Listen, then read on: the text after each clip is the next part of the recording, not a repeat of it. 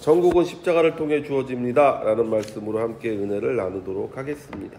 우리가 예수를 믿는 것은 현재의 만족을 위한 것이 아닙니다. 그럼에도 우리는 또 만족하고 살아야 되죠. 바울이 우리에게 얘기합니다. 마실 것과 입을 것이 있으면 족한 줄로 알아라. 만족해라. 그러니까 우리가 만족한다라는 말에서 두 가지의 어떤 의미가 있는 것이죠. 하나는 지금 상태가 좋다라고 생각하는 것이고, 하나는 내가 정말 이렇게 계속해서 살고 싶다라는 그 두 가지의 마음이, 그 만족한 마음의 상태임을 우리가 생각한다면, 우리가 첫 번째 지금 나는 좋다라고 하는 것은 성경이 우리에게 요구하는 것이죠. 그런데 나 앞으로 계속 이렇게 살겠다라고 하는 것은 성경이 우리에게 말하고 있지 않는 부분이죠. 왜냐하면 우리는 이 땅이 우리가 살아가야 되는 본향이 아니고, 이 땅이 내가 거해야 되는 땅이 아니기 때문에 하나님께서 우리에게 성경을 통해서 말씀하고 계신 거, 너희가 지금 이 땅에서 만족하면 안 된다라고 말씀하고 계신 것이죠. 히브리서 11장 13절에서 16절에 이 사람들은 다 믿음을 따라 죽었으며 약속을 받지 못하였으되 그것들은 멀리서 보고 환영하며 또 땅에서는 외국인과 나그네임을 증언하였으니 그들이 이같이 말하는 것은 자기들이 본향 있는 자임을 나타냄이라. 그들이 나온 바 본향을 생각하였더라면 돌아갈 기회가 있었으려니와 그들이 이제는 더 나은 본향을 사모하니 곧 하늘에 있는 것이라. 이러므로 하나님이 그들의 하나님이라 일컬음 받으심을 부끄러워하지 아니하시고 그들을 위하여 한 성을 예비하셨느니라. 현재의 만족이 예수 믿는 것의 종착이라면 우리는 어리석은 사람 중에 어리석은 사람인 거예요. 히브리서는 우리에게 믿음의 사람들을 설명하면서 그 믿음의 사람들의 마음 자세를 현재에 대한 불만족이라고 얘기하고 있어요. 이곳이 어딘지를 분명하게 알고 나는 이곳에 있을 사람이 아니라고 생각했다라는 것이죠. 그러면서 자신의 신분을 성경은 두 가지로 자기를 표현했다는 거죠. 나는 외국인이다. 그러니까 돌아가야 될 본향이 있는 사람이다라고 얘기하는 것이고, 나는 이 땅을 나그네로서 살아간다. 이 땅에 정착할 사람이 아니라고 주장했다고 성경은 얘기하고 있어요. 그러니까 모든 믿음을 가진 사람은 이 마음을 가지고 산다라고 성경이 우리에게 얘기하는 것이죠. 우리가 이 마음을 놓치면 우리는 이 땅에서 노예로서의 삶을 살게 되는 것이죠. 이 땅의 메인자로서 살게 되는데, 이 땅이 요구하는 것을 살고 이 땅을 만족시키기 위해서 사는 저와 같은 사람이 된다고 성경이 얘기하고 있는 것이죠. 이스라엘 민족이 처음에 가나안의 가뭄을 피해 애굽에 이르렀습니다. 애굽에 간 이유가 뭐냐? 가나안의 가뭄이 너무 심했기 때문에 야곱의 가족들과 야곱의 목축들이 곳에서 살 수가 없었기 때문에 그들은 잠시 이주한 거예요. 그래서 야곱이 가나안 땅을 떠나는 것이 너무나 무서워서 하나님 앞에 제사를 드리며 그것을 물어보잖아요. 하나님, 내가 이 땅을 떠나도 됩니까? 물을 때 하나님께서 떠나도 된다. 그 대신에 너는 이 땅으로 돌아와야 된다. 너희는 돌아올 거다. 내가 너희를 돌아오게 할 거다라는 약속의 말씀을 가지고 애굽에 간 거예요. 애굽에 정착하기 위해서 간 것이 아니었어요. 그러나 그들은 요셉이 예비해준 고센 땅에서 만족한 마음으로 살았어요. 고센 땅이 굉장히 좋은 땅이었다고 성경은 얘기하잖아요. 목축하기에 너무너무 좋은 땅이었어요. 그리고 그곳에서 그들은 생육하고 번성하며 가나안으로 돌아갈 생각을 했어야 되는데, 그들은 그 땅에 만족한 마음을 가지고 그 땅에 영원히 거주하기로 작정하는 것을 우리가 성경을 통해서 보게 되잖아요.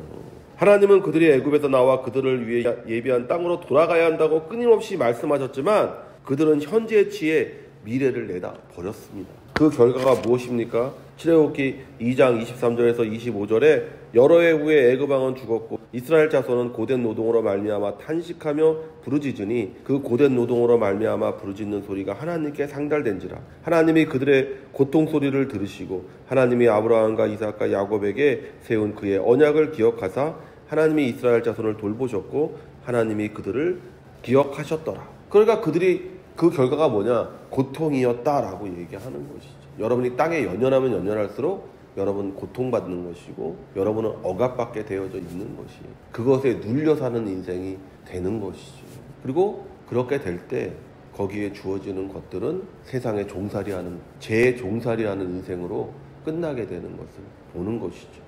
그러므로 우리는 히브리서의 믿음의 선조처럼 언제나 이 땅에 희망을 두는 것이 아니라 항상 하나님께 소망을 두는 사람이 되어야 될 줄로 믿습니다. 갈릴리에 모일 때 우리 믿는 자들이 모이는 장소를 예표하는 곳은 두 곳입니다. 하나는 갈릴리고 또 하나는 예루살렘입니다. 갈릴리는 자연인의 모임이에요. 믿는 모양은 있으나 믿음의 능력은 부인하는 자들의 모임이 바로 그 상징하는 것이 바로 갈릴리의 모임이에요.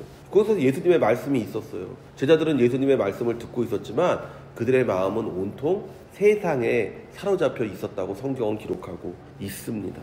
제자들은 모여 자신이 어떤 지위를 얻어야 되는지를 토론하고 있었어요. 마가복음 9장 30절에서 34절에 그곳을 떠나 갈릴리 가운데로 지날 때 예수께서 아무에게도 알리고자 아니하시니 이는 제자들을 가르치시며 또 인자가 사람들의 손에 넘겨져 죽임을 당하고 죽은 지 3일 만에 살아나리라는 것을 말씀하셨기 때문이더라. 그러나 제자들은 이 말씀을 깨닫지 못하고 듣기도 두려워하더라. 가버나움에 이르러 집에 계실새 제자들에게 물으시되 너희가 길에서 서로 토론한 것이 무엇이냐 하시되 그들이 잠잠하니 이는 길에서 서로 누가 크냐 하고 쟁론하였습니다. 마가복음의 병행구절은 제자들이 갈릴리에서부터 계속해서 서로 누가 크냐라고 쟁론했다고 기록하고 있는 거예요. 오늘 우리가 읽은 이 마태복음 17장에 있는 이 말씀과 마가복음에 있는 말씀을 비교해보면 마가복음은 무엇을 기록하고 있냐? 제자들이 계속해서 자기들끼리 누가 크냐 지들끼리 싸우고 있었다라는 거예요. 예수님은 내가 이제 죽으러 간다라고 말씀하시는데 이 사람들은 그 소리 듣기 싫어요. 당신은 왕이 돼야 돼요. 내가 당신을 쫓아다니며 얼마나 고생을 했는데 내가 한 자리 해야죠 하면서 자기들끼리 싸우고 있었다라는 거예요. 이게 똑같은 걸 지금 제가 읽어드린 거예요.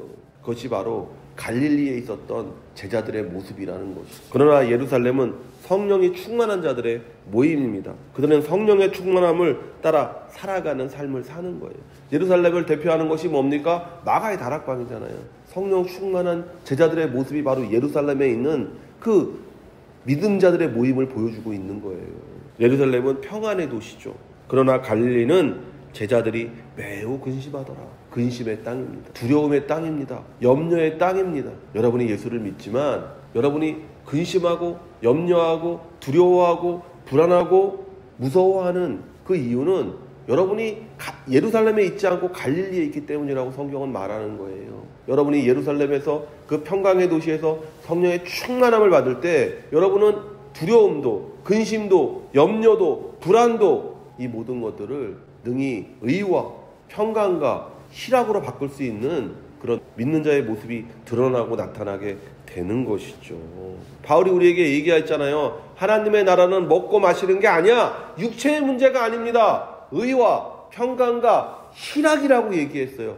무엇 안에서? 성령 안에서. 즉 여러분이 예루살렘 안에 거할 때 마가의 다락방에서 임한 그 성령이 여러분에게 임할 때 여러분은 내가 이제 하나님의 자녀가 되었다라는 것, 내가 이제 모든 일에 있어서 평안을 얻었다라는 것, 어떤 일 가운데서 내가 항상 기뻐할 수 있는 사람이 되었다라는 것을 내가 분명하게 깨닫고 알게 되는 거예요. 그런데 많은 사람들이 우리가 믿는다고 하지만 여전히 갈릴리에 있잖아요. 우리가 믿는 자와 믿지 않는 자를 대비할 때 천국과 지옥으로 대비할 수 있는 거예요. 믿지 않는 자는 지옥이 결정된 것이고 믿는 자는 천국이 결정된 것이에요. 그러나 믿는 자 안에서 우리가 두 가지를 나눈다면 하나는 갈릴리에 있는 사람들, 여전히 예수의 말씀을 듣고 예수님을 믿고 있지만 그럼에도 다른 것들이 내 마음의 중심이고, 한 사람은 예루살렘에 있는 사람으로서 성령이 충만해서 하나님의 나라와 하나님의 의를 구하며 사는 이 두 가지 믿음의 모습을 가진 사람들이 있게 되는 것이죠.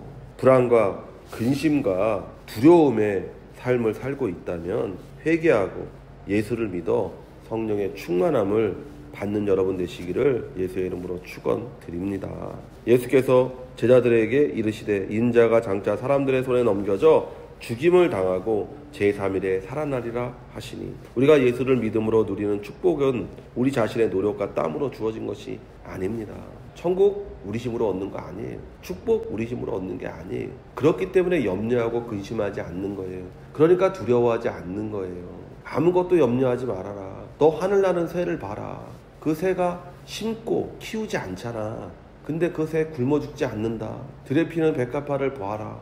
화장하지 않고 꾸미지 않아도 솔로몬이 가졌던 모든 영화보다 더 아름답지 않니? 하물며 오늘 피었다 지는, 오늘 피었다가 지면 그걸 그냥 아궁이에 집어던져 장작으로 쓰는 그런 것도 그렇게 해주시는데, 하물며 하나님의 자녀인 너희에게 그 모든 필요한 것들을 주지 않겠니?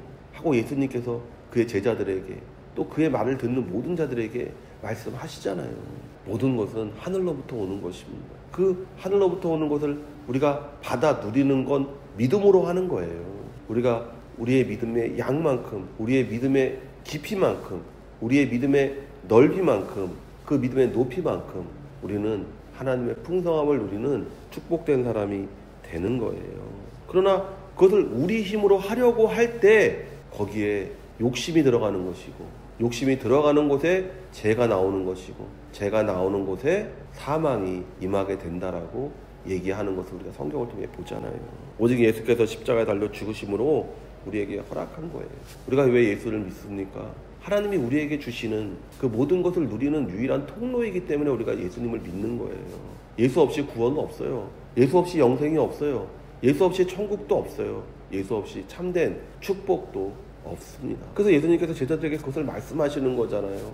내가 이제 너희를 위해 죽으러 간다. 그런데 그것을 제자들은 받아들이지 못했어요. 왜? 마음속에 다른 욕심이 있잖아요. 다른 욕심이 있을 때 우리 가운데 믿음이 생기지 않는 거예요. 다른 정욕이 있을 때 우리 안에서 믿음이 성장하지 못하는 거예요. 그러니까 바울이 우리에게 말합니다. 정과 욕심을 십자가에 못 박았습니다. 정과 욕심이 십자가에서 못 박혔을 때 비로소 우리는 예수 그리스도를 믿는 그 믿음을 통해 주어지는 그 모든 축복을 체험하는 복된 사람이 되는 줄로 믿습니다. 우리가 갈릴리에 있을 때는 이것을 알지 못해요. 아까도 말씀드렸지만 갈릴리에 있다라는 것은 내 욕심이 하나님의 말씀보다 앞서 있다라는 거잖아요. 내 정욕이 하나님의 뜻 앞에 있다라는 것이잖아요. 그러나 우리가 예루살렘에 이르면 우리는 이것을 분명하게 알게 됩니다. 갈릴리에서는 내 정욕과 내 욕심이 앞섰었고, 예루살렘에서는 성령의 충만함을 받은 후에는 하나님의 뜻과 의를 먼저 앞세우는 것을 보잖아요.